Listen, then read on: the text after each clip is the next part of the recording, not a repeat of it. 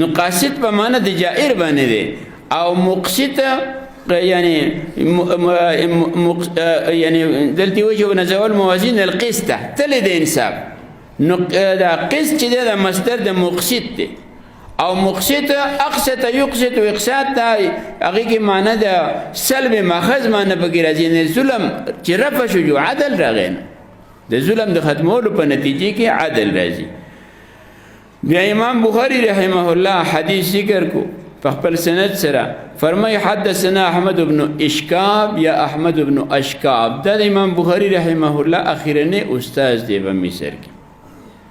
د دینه بعد امام بخاری رحمه الله بیا د چانه د علم په حواله سره استفاده رچانه نه ده کړې. دا حدیث امام بخاری رحمه الله په دې کتاب کې نورم سلس پنځل لس پیری ذکر کړی دی لیکن د دې استاد په حواله نه دی ذکر کړی. د نور مختلف اساتذه په حواله ذکر کړی دی او د اخر د کتاب د پر اخیرنه استاد منتخب کو. دا د مدارک د لطائف دي. امام بخاری رحمه الله د لطائف دی او ډیر وسیع ذهن ول الله ور کړو. حدثنا احمد بن اشکاب قال حدثنا محمد بن فوزيل دا د امام احمد بن اشکاب استاد دی عن عمارة بن القعقاع عن ابي زرعه عن ابي هريره رضي الله عنه قال قال النبي صلى الله عليه وسلم كلمتان حبيبتان للرحمن. دو کلمې دي دو خبرې دي.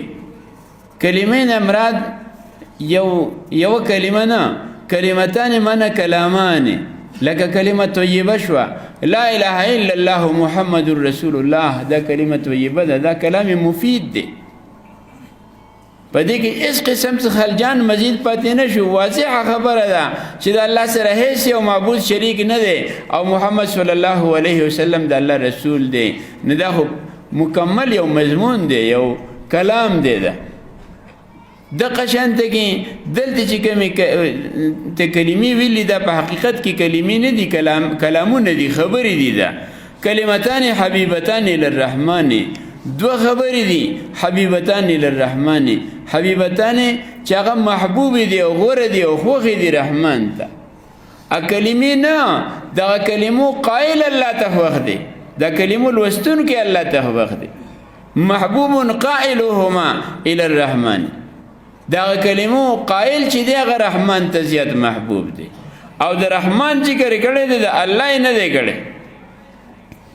یو هو وجدا چې رحمان او الله خو د الله پاک اسم عالم دی اسم ذاتی دی او رحمان چې دی دا د الله اسم صفت دی لیکن مجرد رحمان د الله نه علاوه بل هیڅ یو مخلوق ته نشي ویل کېدی.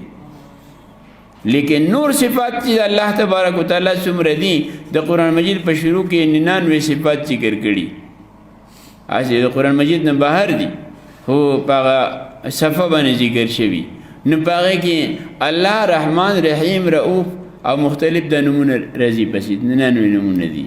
نو دا نور نمونه چې دي رحیم شو رؤوف شو کریم شو دا نمونه چې دي دا څنګه چې د الله تبارک وتعالى ته ویل کېږي نه دغه شانتي په مخلوق کې هم بعضې کسان چې په هغو کې د دې صفت یو جلک موجود دي هغه ته هم ویل کېږي.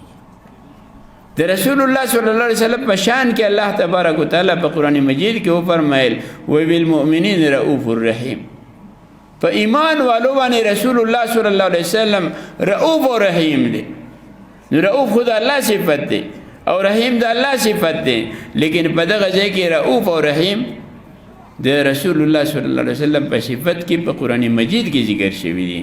خو رحمان داسې ټکی دی داسې لفظ دی چې دا د الله نه علاوه بل چاته نه ویل کېږي. زمونږ د پښتو بعضې خلک زمونږ جاهلان هغه وایي رحمان بابا دا ویلي او رحمان بابا دا ویلي. رحمان بابا نه عبدالرحمن بابا ورته ووایه عبدالرحمن بابا ورته ووایه رحمان بابا ورته مه وایه. رحمان بابا نه رحمان صرف الله تبارک وتعالی دی بس.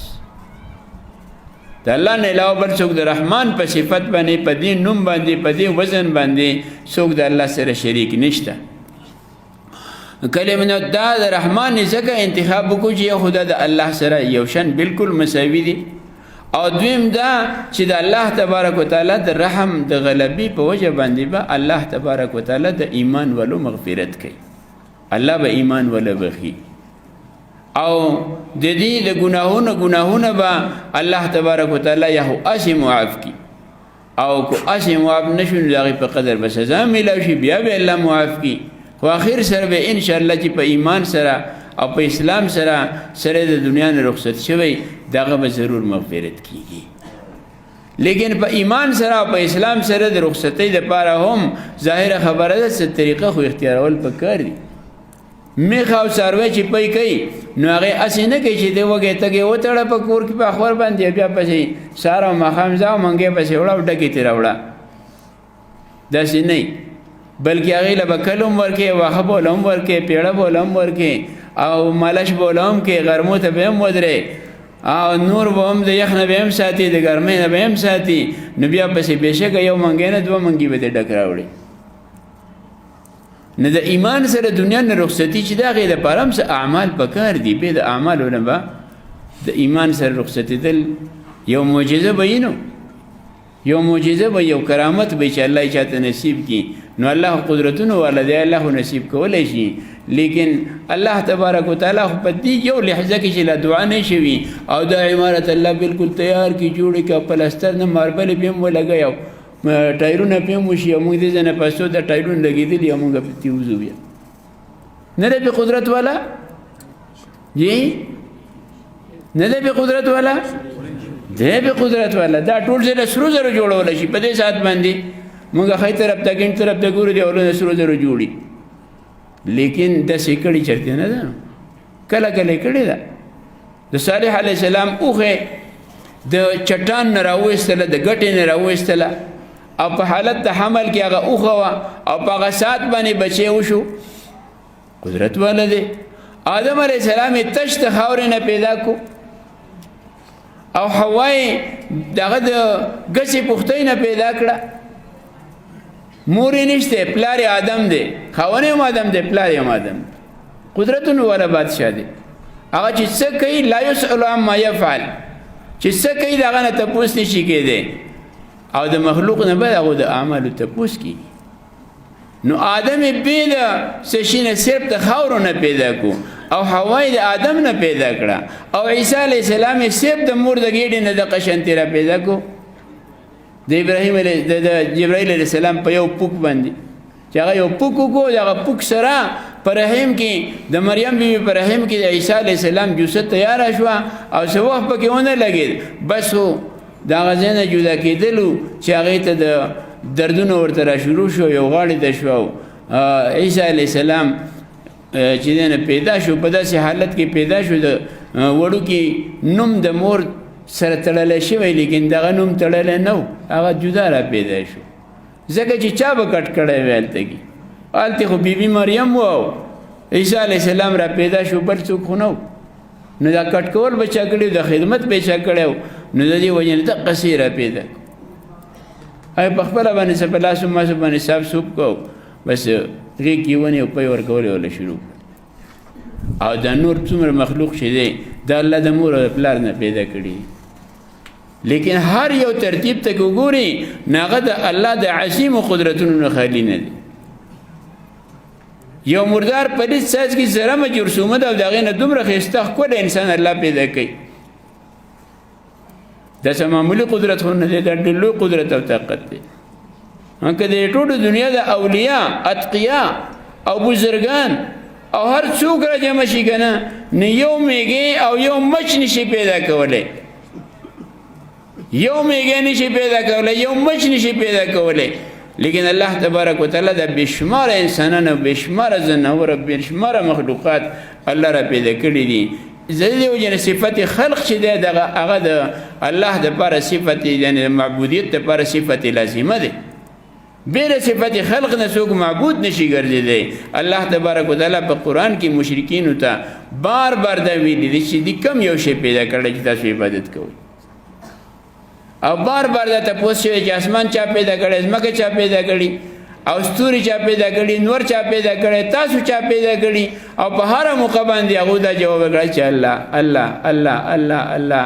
نو بیا الله فرمایلی چې به دي فانا یوفکون، بیا کم طرف ته د ظالمان ورړولی کېږي چې دي خبرې باندې سوچ نه کوي چې د هر څه الله پیدا کړو نو د سر درد بیا الله نشي لرکولی، ته به سر خوږی الله نشي لرکولی، بیا چې تاسو رالګئ د هغې دپاره لات او منات ته او عزا ته او بیا یو بابا ته د هغې دپاره تاسو اوازونه کوئ، د هغه نه غواړئ، د الله نه ولې نه غواړئ؟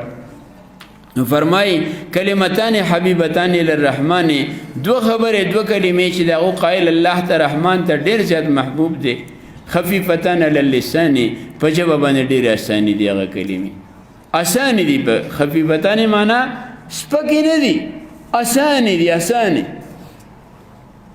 زموږ د پښتو سپک لفظ چې دی هغه ټیک نه دی، کمزوری لفظ دی، نو معنا به دا کوو چې اسانې دي، په ژبه باندې اسانې دي. یو حروف داسې مزیدار دي او بیا حروف کم هم دي او معنی ډېره زیاته ده او په معنی کې ډېر زیات برکتونه دي. یو وی قبر حرب بمکان قفرو، دا څومره ثقیل ثقیل الفاظ دي، دا څوک ویلی شي؟ لیکن سبحان الله الحمدلله سبحان الله الحمدلله دې کې څه مشکل دی؟ هیڅ مشکل پکې هم نشته. نو وجه خفیفتان علی اللسان، په ژبه باندې ډېرې اسانې دي، او ثقیلتان فی المیزان، په ترازو کې ډېرې زیاتې درنې دي، په تله کې ډېرې زیاتې درنې دي. درنوالی دا دی چې ما تاسو ته په شروع کې وویله چې د الله رسول صلی الله علیه وسلم فرمایي سبحان الله نصف المیزان، په سبحان الله باندې نیمه تله ډکېږي او په الحمدلله باندې تامه تله ډکېږي، او په الله اکبر باندې د ځمکې او د اسمان په منځ کې چې کومه خلا ده دا ټوله پرې ډکېږي. لیکن هله چې په نیت سره وویلی شي، هله چې په اخلاص سره وویلی شي، د زړه د کومې نه وویلی شي، نو بیا د دې برکات د څه سره سم نه دي. لیکن که دغسې هسې سرسري غونته کې وي نو بیا هم انشاءالله د نفع نه خو به خالي نه وي، خو کامله نفع به بیا نه حاصلېږي که سرسري غونته کې وي. او که په ایماندارۍ سره وي، د زړه د اخلاص وي، نو د دې نفع بیا بېشماره نفع د بیا ختمېږي نه. کلمې څه دي؟ فرمایي سبحان الله وبحمده سبحان الله العظیم. سبحان الله، الله تبارک وتعالی پاک، نه جسم دی، نه جوهر دی، نه عرض دی، نه په زمانه کې دی، نه په مکان کې دی، نه لپاسې نه لاندې دی، یو ځای دغه دپاره متعین نه دی. د خپل علم او د قدرت په حوالې سره او د ارادې په حوالې سره الله هر ځای موجود دی. وبحمده، او ټول صفات د کمال هم د الله دپاره دي. سبحان الله العظیم، الله تبارک وتعالی پاک دی چې هغه ډېر زیات لوی دی، ډېر زیات لوی دی الله تبارک وتعالی، دغه د عظمت څخه حد او کناره نشته. الله تبارک وتعالی دی موږ له دې کلمو حقیقت نصیب کړي او د دې کلمو لوستل دی الله موږ ته نصیب کړي. او صحیح، نو الله دې موږ ته د دې حقیقت نصیب کړي. الله دې زموږ د حاضري د ټولو کسانو د حاضري د الله په خپل پاک بارګاه کې قبوله کړي، او دا کسان چې چا د قرات وشو او لوستې شو دا ختم وشو، دې الله تبارک وتعالی علما عاملین وګرځي.